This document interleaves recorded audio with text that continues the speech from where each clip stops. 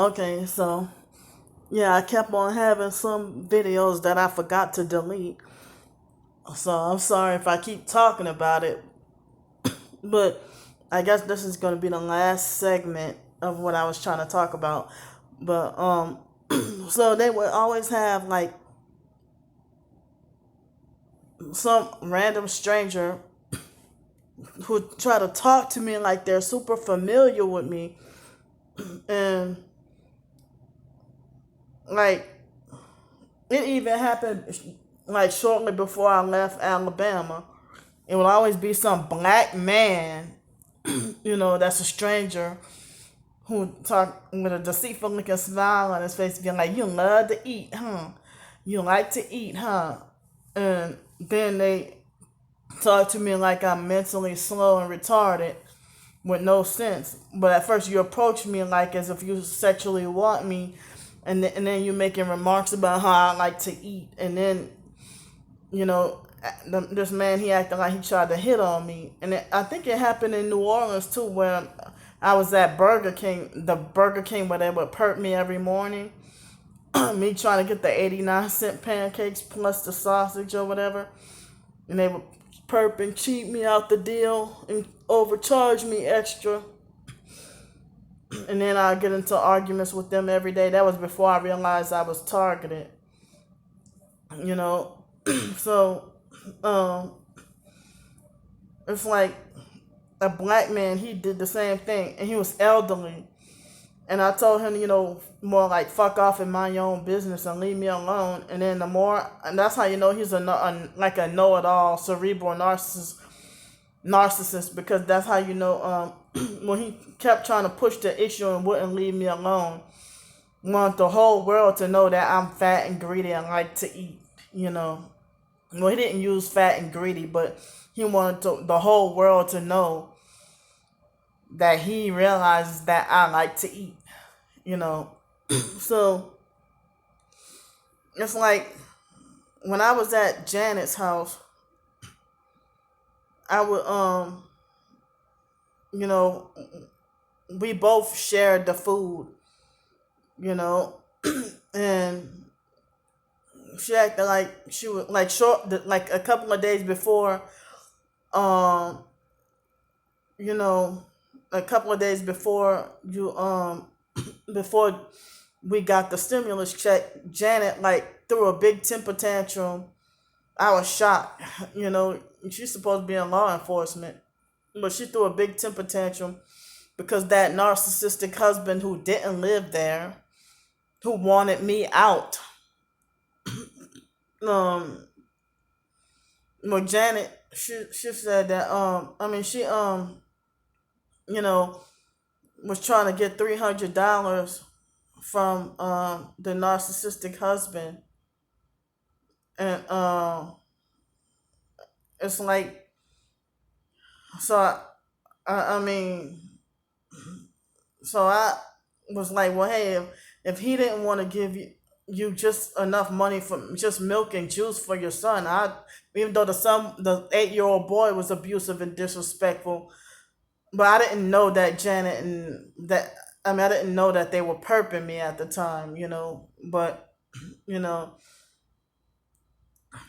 so it's like I guess you would say that 8-year old boy's eyes looked empty, and it's like he seemed just I didn't realize I thought he was genuine and well mannered and polite and nice and stuff, but then he'd be like, "You need anything?" and stuff, and then he would look like his eyes would look spaced out, and I didn't realize he was all fake and artificial with it. But so after getting the stimulus money, I tried what I could to eat healthier. Me and Janet were taking walks most of the day until she got sick. She really believed she had coronavirus, but I lost my sense of smell. But I guess it's from the forced mask wearing and the forced mask wearing in Miami. you know. So I told myself today I'm determined to not wear a mask today, So anyway, that's kind of off topic, but I was trying what I could to go to that little farmer's market and try to eat healthier. Try to, I was cooking fruits, cooking vegetables. They gave us a lot of so much vegetables that Janet just let those boxes and boxes of vegetables go to waste. Like all that squash and eggplant and stuff. Janet just sat there and let everything go to waste on purpose. She didn't care.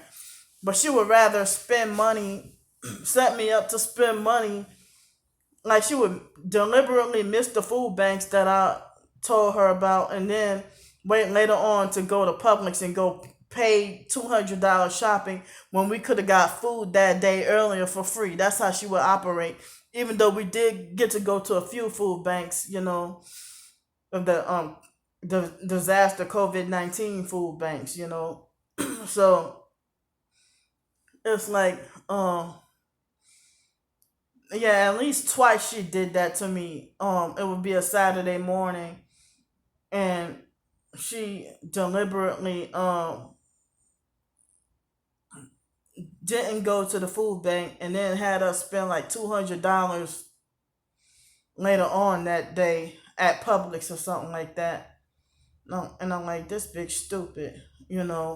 Shucks, if I wasn't so suffering of sleep deprivation, if she let me have the car, I could have gone I could have gone to the food banks my damn self. But one time after Janet threw a tantrum about the money that her husband was manipulating her with, um then when we got our checks and she was all excited and stuff. Now if we would have never gotten that coronavirus money, she could have never taken me to Miami. I didn't know what the agenda was or what she was trying to do. So there was supposedly her mom's cousin had got shot and killed by the police, and there was no Black Lives Matter or didn't make the mainstream news or anything like that. And they had all those thousands of people on that one block on that street, and they had the street theater incident. Nobody was social distancing, nobody was wearing a mask, including the cops. And then there was that supposed shootout that I don't know if it was fake or real, but it looked like militarized army police kind of. It was a very frightening moment.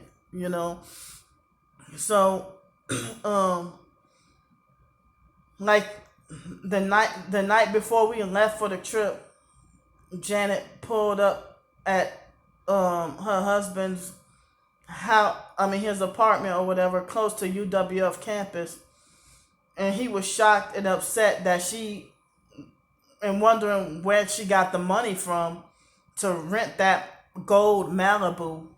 Um, when she said that his town car that he gave her to drive around in, she said it needed a Lincoln Town car.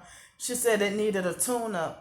So that's why she rented the Malibu, and she was so excited. But then she waited till a week after I was in that hotel, the $35 hotel room that she told me about, and she waited till after to tell me that she had no choice but to go down to Florida. I mean, go down to Miami because her husband took the car away. Took the Lincoln Town car away from her. I mean, I guess her and her son weren't going to take no bus.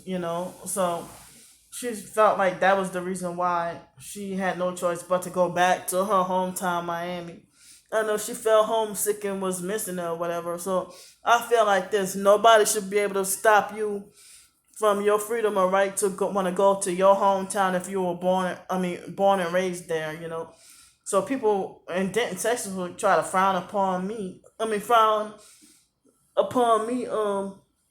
going down to New Orleans and tell like this meddlesome controlling white lady, she probably was a perp. She was definitely a narcissistic abuser. Try to bully, harass, and lecture me about my sister Ramona and my twin sister taking my money trying to say, you had no business going to New Orleans.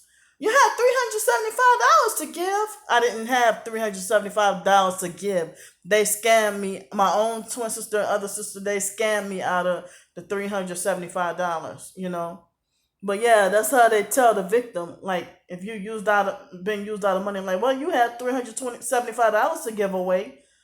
I didn't willfully give that money up, you know. But that was that none of that lady's business. She was just a medical transportation driver, and shouldn't have no right to be that intrusive, And then tell me I had no business going to New Orleans. And then that control freak Nick guy, who was a gang stalking perp and a narcissistic abuser in Greenville, South Carolina, he tried to tell me, and you were over there vacationing with your brother in Louisiana. He said, you were over there in Louisiana vacationing with your brother and you're homeless, I'm like, what kind of vacation if I'm locked in the house all day and being just abused by my own brother? That's not what you call vacationing, But he used that to justify not helping me when they were supposed to help me with the homeless resources when I got my Section 8 housing back. And they acted like they deliberately refused help unless I joined this fake phony program, And seeing like there's always catches to help with homeless or whatever, But I know I kind of got off topic because I was continuing on talking about, the last component of me talking about, my fat and greedy experiences, But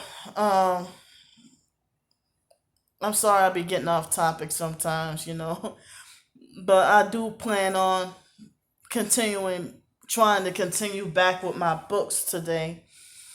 I'm so discouraged and frustrated. The gang. If Chief Handler found my blog, either that or somebody else impersonating him, or if Chief Handler and Vice Handler, they don't act the same. But how the hell Chief Handler found my blog and like almost immediately after my blog post was posted, that's when Chief Handler said something. Sorry, but all my money goes to Alex Dupree, the guy who follows me around. So it's like that's why I say if gang stalking perps are trying to block me or stop me from getting any money for help, why the other? If you're a legitimate targeted individual, why are you trying to stop me from getting help? Like I don't deserve to eat good, or I mean, most of the times I've been This is what I did. Like with the little money I have left, I know I'm gonna run out soon. But they had this deal where you got a 16-inch, which is two separate 8-inch sandwiches for $10 at Jimmy John's, and I got two of those. I couldn't even eat one. Oh, it was too much. That plus a small bag of chips. I didn't get their chips over there because it was like $1.50 something. So I went to the front desk and got two small bags of chips, 50 cents each. And so the other sandwich I have in the refrigerator plus the other bag of chips that I plan to eat for dinner later on today. But for lunch, I went to eat breakfast today. I got breakfast and lunch, and I already had my dinner, so I won't have to go back out today. I probably should go walk around for some exercise, but I just don't feel like being perped anymore today. So, and plus I'm trying to work on my book. So, I ordered the salad, you know, um, I got a Southwest salad. So I put the salad in the fridge and I'll have the salad for lunch. My dinner is already taken care of. So from yesterday.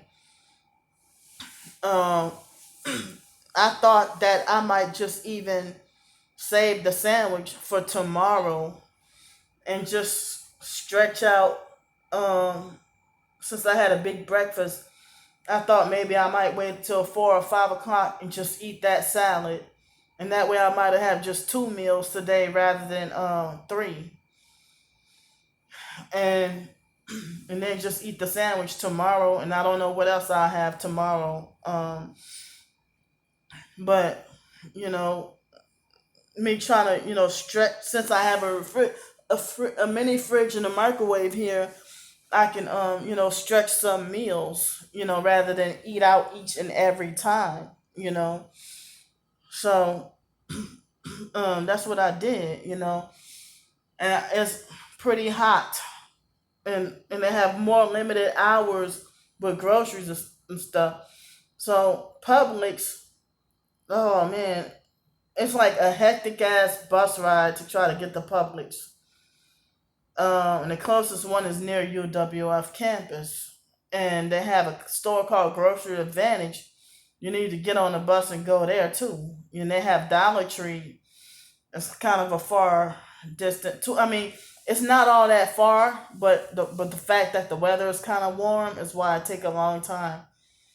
So it's like Janet was big and obese too, and come to think of it, I think, remember when I told y'all about she tried to make me out to she's fat her damn self, and she admitted that she became obese and was, I guess to say narcissistic abuse make the victims, you know, start to overeat. And I heard cult abuse too. If you've been a victim of a cult, you end up overeating and stuff like that, as a result of abuse. I think that's what the foster sister Joni was doing, like overeating as a result of a narcissistic abuse and cult abuse. But here, Janet tried to make me out to be greedy over mangoes, you know. But I bought the mangoes. I mean, I didn't buy them. I meant to say I picked them off the tree for all of us. And then she's like, "No, those are your mangoes." She still had possession of that Malibu at the time. And then after she turned the Malibu in, that's when she went back to her normal self.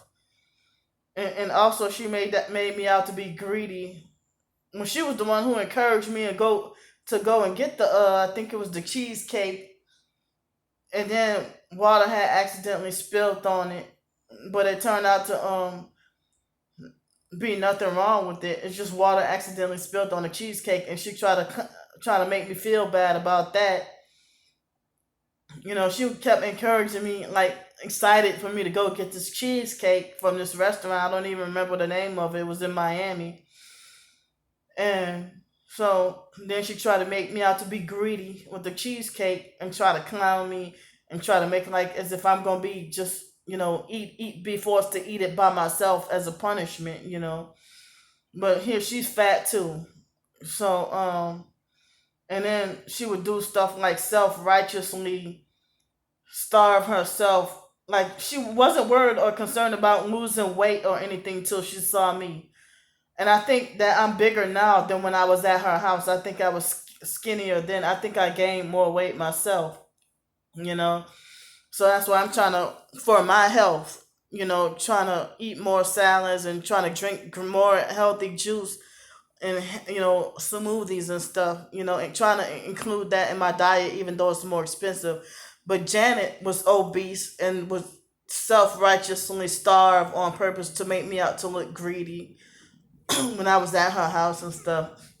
She would self-righteously fast and self-righteously skip meals, like skip breakfast and lunch on purpose just to make me out to feel ashamed and look greedy and stuff, you know.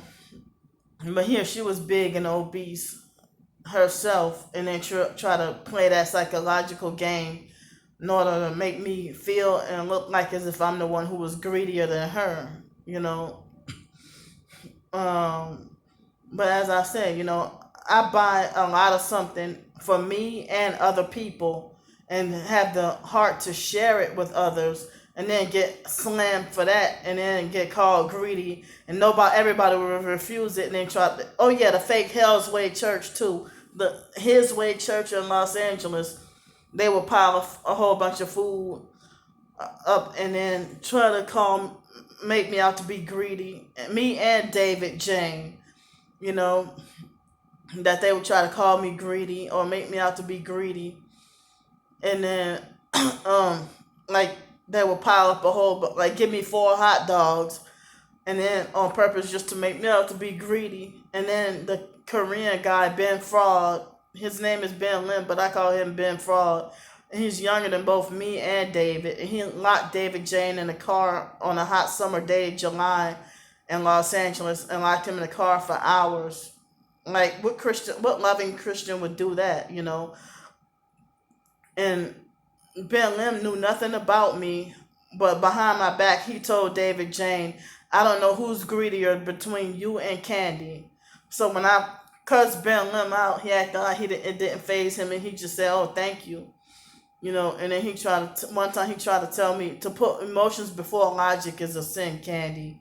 Like, how can you say that when your fake hypocritian music is all emotional? That they put contemporary fake hypocritian music that make you cry, get emotional and cry for no reason, you know.